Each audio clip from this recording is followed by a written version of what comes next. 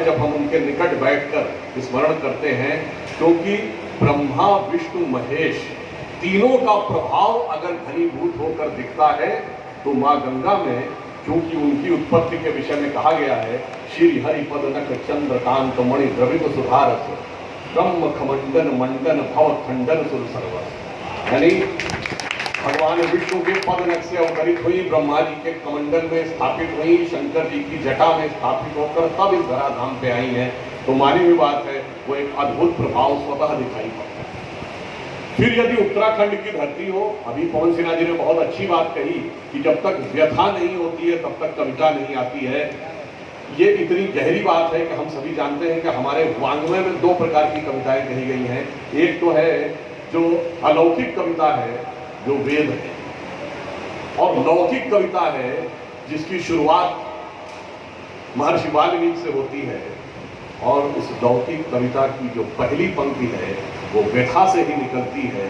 मां निषाद प्रतिष्ठात्वम गमा शाश्वती क्षमा यद क्रौंच विघ्ना देखम और भी काम।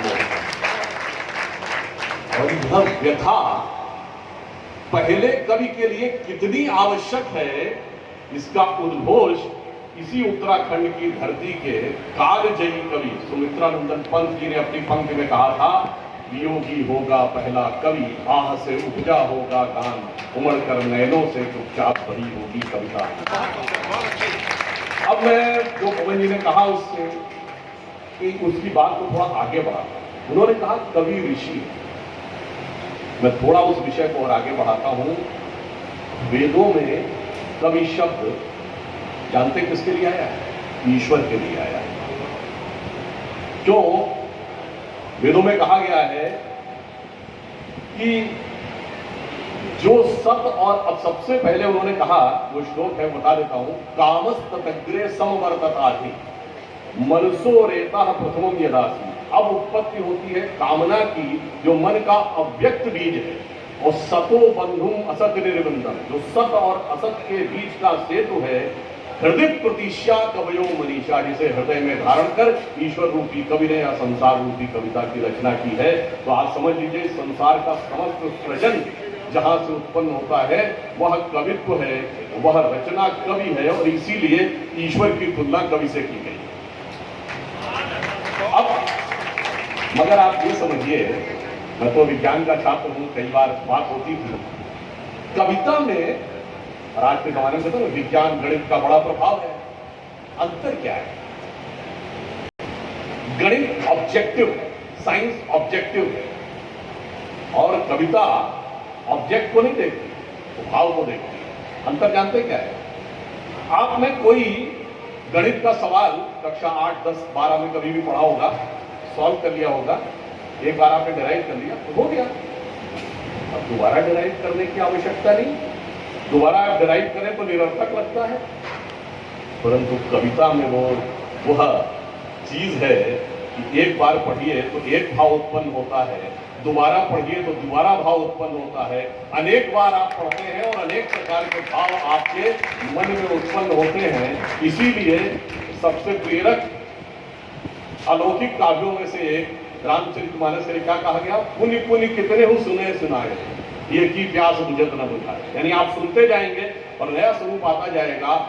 परंतु यदि मैं आपसे कहूं कि कहीं ऐसा भी देखा है कि गणित और कविता दोनों का संगम है, तो वो हमारे संस्कृति में दिखता है। वेद जो ब्रह्म वाक्य माने, वेद जो आदि कविता माने गए, उसी में वैदिक गणित भी है, और गणित के सूत्र भी छंदों में। हम एकमात्र संस्कृति है जिसके हमारे सारे धर्म ग्रंथ छंद में है। वेदों के 6 अंग माने गए, शिक्षा, कल्प, निरुक्त, छंद, व्याकरण, ज्योतिष, तो छंद उसके पैर माने गए, उसके बगैर चल ही नहीं सकते। तो आप ये सोचिए, और अब जब आज का डिजिटल एरा आया है जिसमें आप कहते हैं कि न्यूमेरिक क्वांटिफिकेशन होता है, तो आप सोचिए कि हमारे नाना प्रकार के छंद, चाहे वो दोहा हो, सोरठा हो, 13-11, 13-11, या चौपाई हो, या मालिनी हो, इंद्रवज्रा हो, धनाक्षरी हो, अगर आप उनका डिजिटल डॉक्यूमेंटेशन करेंगे तो आप देखेंगे कि कितने प्रकार का विकसित स्वरूप इसमें है। यानी मेरा कहने का भाव ये है कि आप भाव भी देखेंगे और अंदर सूक्ष्म में जाएंगे तो जैसे आज विज्ञान कह रहा है कि हमने जाके अब डिजिटल क्वांटिफिकेशन किया है तो न्यूमेरिक मैथमेटिकल क्वांटिफिकेशन हमारे छंदों में दिखाई पड़ेगा। और मैं यह कहना चाहता हूं कि जब हम कविता की बात करते हैं तो कविता हमारे मन में अनेक प्रकार के भाव उत्पन्न करती है। कविता अब जैसे कहा जाता है उसके अंदर भाव होते हैं, अनुभाव होते हैं, संचारी भाव होते हैं, वो अलग है।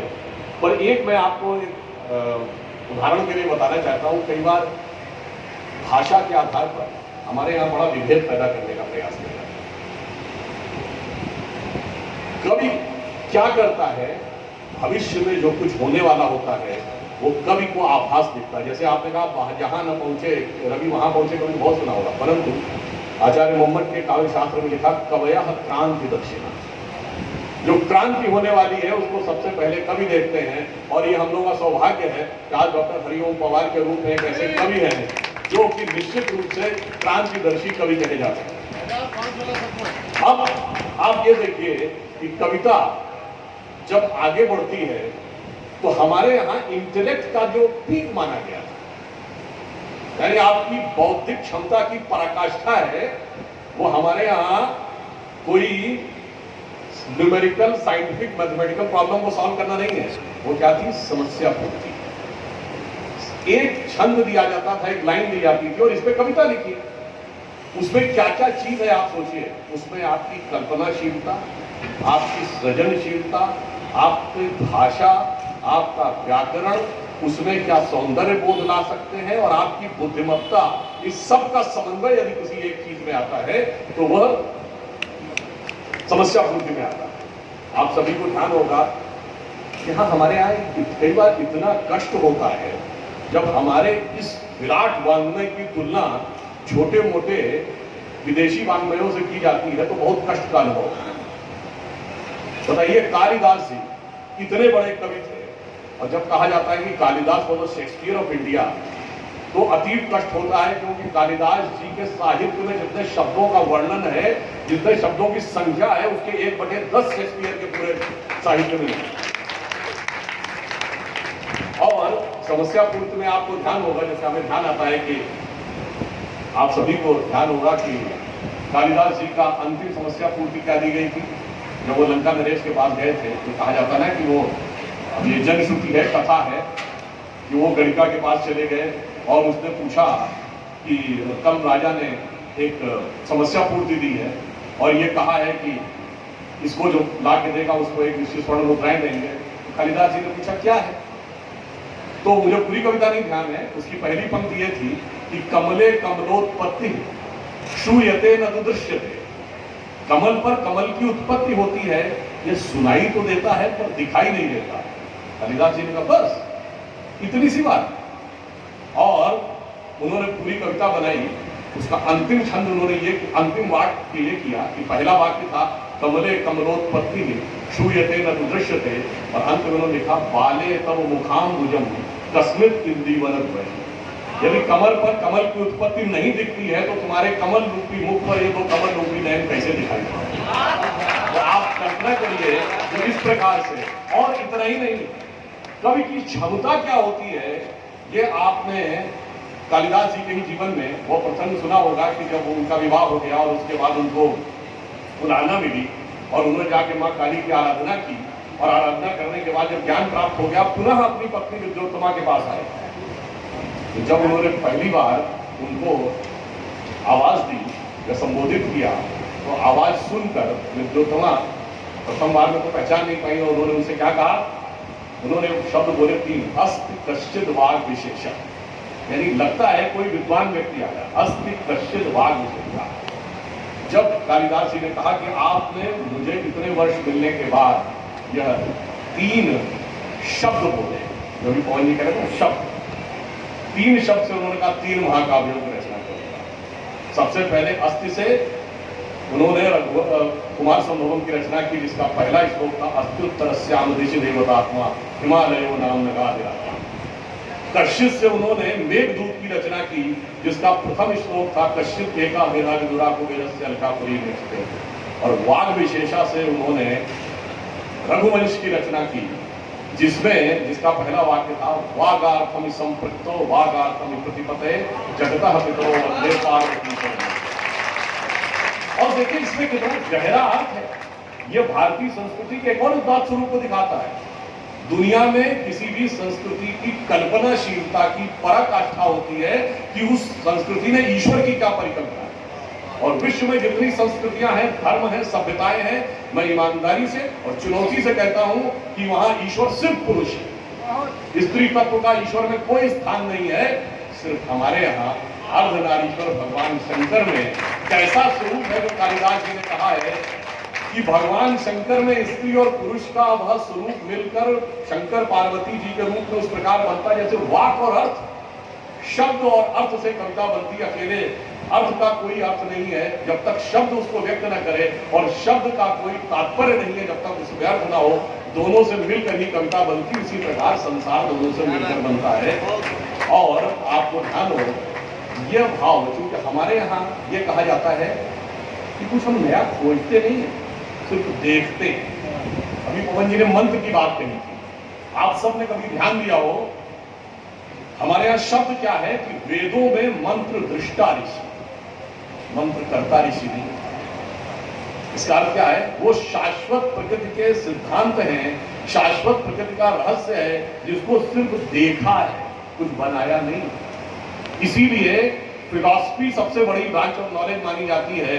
तो अंग्रेजी में फिल का होता प्रेमी और सोफिया का होता किताब, यानी किताबों में डूबने वाला। अब किताबों में तो गलत डायरेक्शन में भी जा सकता है, पर हमारे यहाँ कहा गया है दर्शन शास्त्र। इसीलिए देखिए, वही जो कालिदास जी ने कहा था, वही निराला जी ने क्या कहा, तुम तुंग हिमालय शृंग और मैं चंचल गति सुर सरिता, तुम विमल हृदय उच्छ्वास और मैं कांत पावनी। तो ये सिर्फ ये दर्शाता है कि हमारे यहाँ किस प्रकार की चीजें कैसे सन्निहित रहती हैं। कविता और विज्ञान कैसा आपस में समाहित है। मैं एक उदाहरण देना चाहता हूँ। जब हम सभी विज्ञान की बात करते हैं, क्या कहते हैं, भारत में विज्ञान की खोज की। अब तो पश्चिम के लोग भारत को घनघोर नकारना चाहते हैं, हर चीज को नकारते हैं। जो भी मतलब बाएं हाथ से लिखा हुआ इतिहास जिन लोगों ने लिखा, चाहे मैकाले, मार्क्स के मानसपुत्र जो भी कहना चाहे, पर एक चीज वो मानते हैं, कहते हैं कि शून्य भारत हो गया।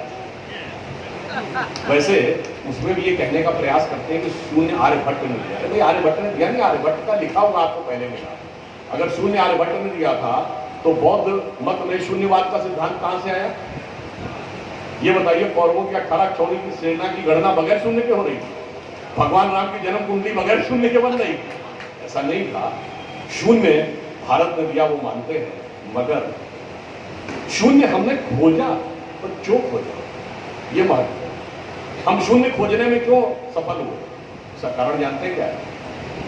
जब आपके मन में किसी भी प्रकार का उत्साह या ऊर्जा की अवस्था होती है तो उसे क्या कहते हैं? Energised state of mind. मान लीजिए आपने कहा कि मुझे अमुक अमुक चीज अच्छी लगती है, कि खाना अच्छा लगता है, वो पहनना अच्छा लगता है, उस जगह रहना अच्छा लगता है, ये मोबाइल मिल जाए, से 20 चीजों में आपकी ऊर्जा संलग्न, इंटेंगल्ड।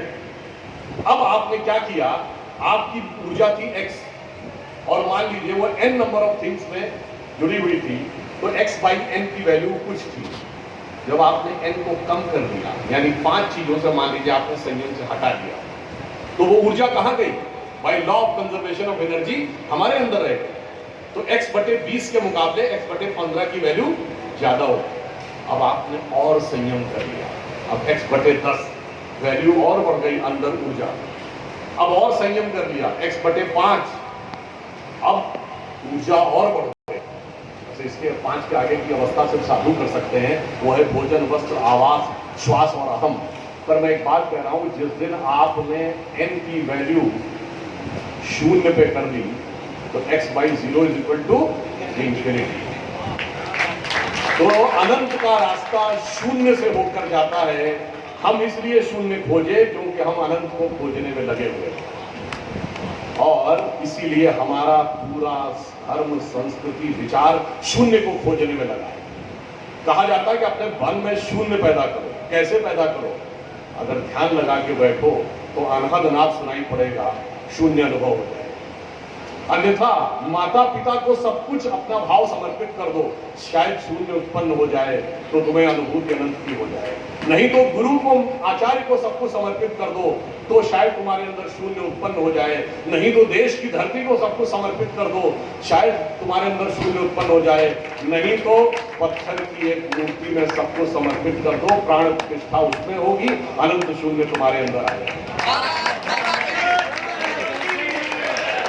और गणित का यह सिद्धांत आकर कहां पे कन्वर्ज होता है, उस कविता में जो पंक्ति कही गई है कि जात हमारी ब्रह्म है, माता पिता है राम, और घर अपनों है शून्य में अनहद में विश्राम। तो आप यह समझ सकते हैं कि किस प्रकार से जिसे ये आजकल साइंस कहते हैं, गणित कहते हैं, जिसे हम कविता कहते हैं, जिसे हम साहित्य कहते हैं, वो आपस में किस कदर जुड़ा हुआ है। हमारी और उनकी फंडामेंटल सोच में ही अंतर है। साहित्य की जो परिभाषा दी गई है, उसका हितस्य भाव है कि साहित्यम, जिसमें सभी के हित का भाव समाहित हो, तो वही साहित्य होता था।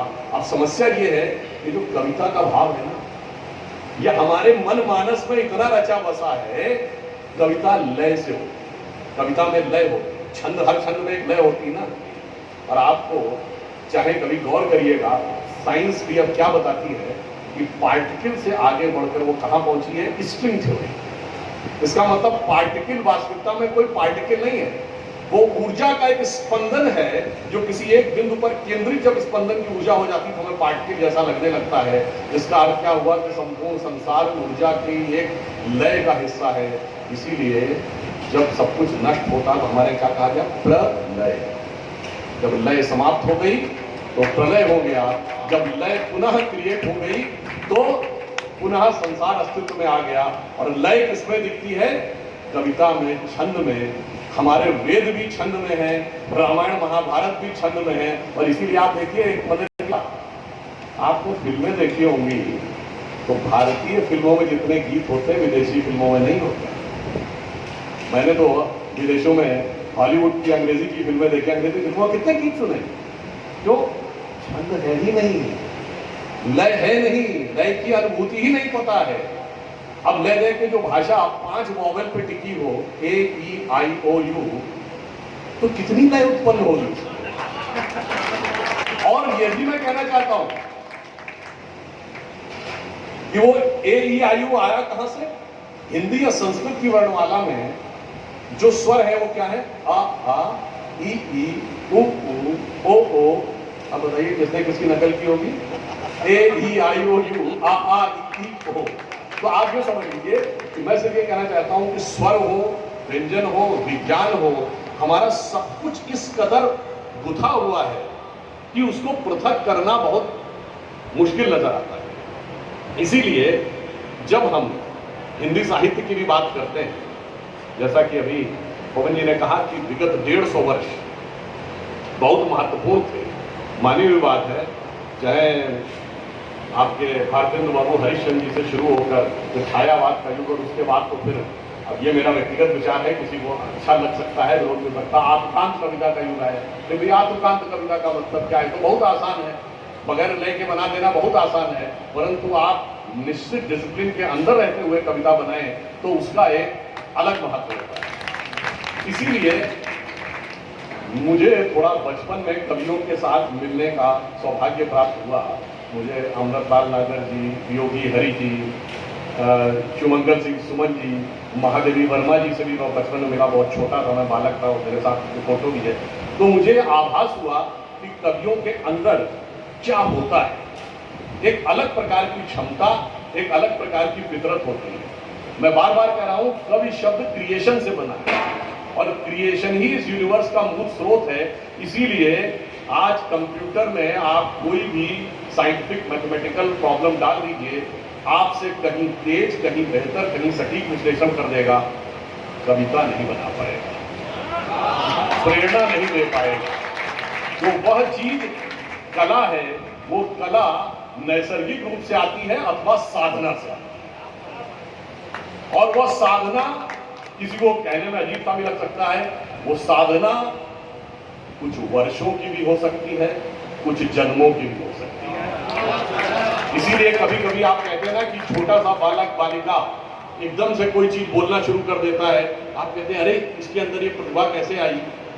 नेचर में कुछ भी अकारण नहीं होता है, कहीं न कहीं वह साधना पूर्व जन्मों की रही होगी, इसलिए उसके अंदर वह प्रतिभा दिखाई पड़ती है। इसलिए मैं अधिक समय न लेते हुए सिर्फ यह कहना चाहता हूं कि आप सभी लोग उस कार्य को करने में लगे हैं जो इस प्रकृति का सबसे श्रेष्ठ काम है। क्यों?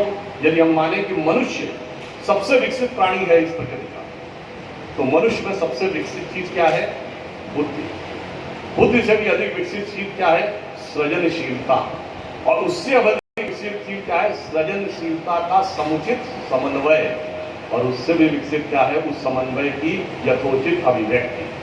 जो यह सब कुछ कर सके तो समझिए वह कवि है। तो सभी कवियों के प्रति यह पंक्ति कहकर अपना निवेदन समाप्त करता हूं कि कवि का माता ही है अंबर, कवि के पग से पाताल बना, कवि के अधरों की लाली से रंग रूप उषा का काल बना। कभी रोया सावन घन उमड़े, कभी रोया सावन घन उमड़े, मरु की चिर संचित प्यास बुझी, रिमझिम आंसू की बूंदों में करुणा को भी आवाज मिला। कभी हंसा फूल हंस पड़े और हीरक हिम को भी हास मिला, पतझड़ के सूखे पत्तों को मुस्काता सा मधुमास मिला। कवि के अंतर में आग भरी, कवि की आंखों में पानी। कवि के अंतर में आग भरी, कवि की आंखों में पानी है। तुम कवि हो, कवि के जीवन की दुनिया से अलग कहानी। धन्यवाद।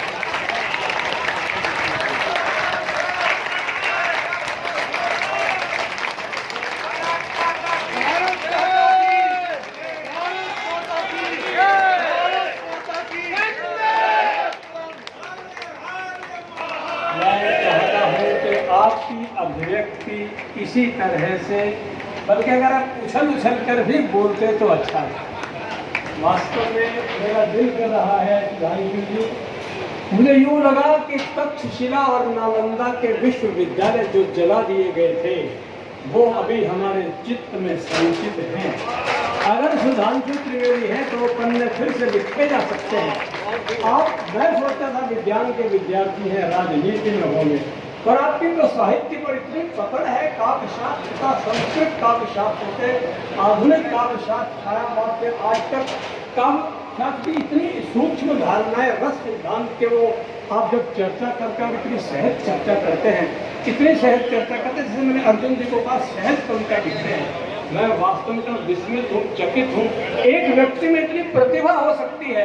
कभी विवेकानंद के बारे में कहा था एक प्रोफेसर ने कि सारे यूरोप के प्रोफेसरों के पास भी इतनी प्रतिभा नहीं है जितनी अकेले विवेकानंद में है। मैं वास्तव में कह सकता हूँ, मैं बहुत वक्ताओं को सुना, दिल करता है सुधांशु यदि आप मान जाएं तो मैं जगदीश जी से निवेदन करूँ, आप हमारे हर अधिवेशन में पूरा एक सत्र नहीं, एक पूरा दिन कम से कम जरूर है। अगर आप रहेंगे तो सब कहता हूँ हमें इतनी समृद्धि, इतनी खिलावट मिली। किताबें पढ़ते नहीं हैं, लाइब्रेरी में जाकर ही रस शास्त्र की बात नहीं करते। आपकी बातों को सुनकर उनको लगा हम अधूरे हैं। ये अधूरेपन की प्यास की पूर्ति की ललक आपने जगाई है। मैं प्रणाम करता हूँ आपसे, जो हमें यूँ लगा ये कविता मंच। और कवि क्या होता है? कविताएं तो माचिस की तीली है, कितनी डब्बियां पूरा बंडल बोरी भर कर दे दूं ले जाओगे। जलती माचिस की तीली 2 भी दे दो ना, 4 दे दो, हाथ जल जाएगा। ध्यान कर लेना, ये हरिओम पवार जलती माचिस की तीली है, ये बंद मिसाले वाली डब्बी नहीं है। अगर एक मंच के कवि को सुन लिया, 4 तीलियां हाथ में दे दूं तो हाथ में रहती नहीं है। ये कविता का मंच क्या होता है और पाठ्यक्रम के कागज पर लिखी कविता क्या होती है, इन दोनों में फर्क होता है। आप प्रज्वलित दीवी तीवी ही हैं सुधांशु जी। आपको सुनकर आज हम कृतकृत्य हो गए, धन्य हो गए। मेरा दिल है कि आपको फिर सुने। आपके पास समय नहीं है, ये आपकी भी व्यवस्था पर हमारी भी मजबूरी है, हम कहे बिना रह नहीं सकते। बहुत बहुत धन्यवाद, बहुत बहुत धन्यवाद। मैं चाहता हूँ कि ये हमारे राष्ट्रीय कवि संगम का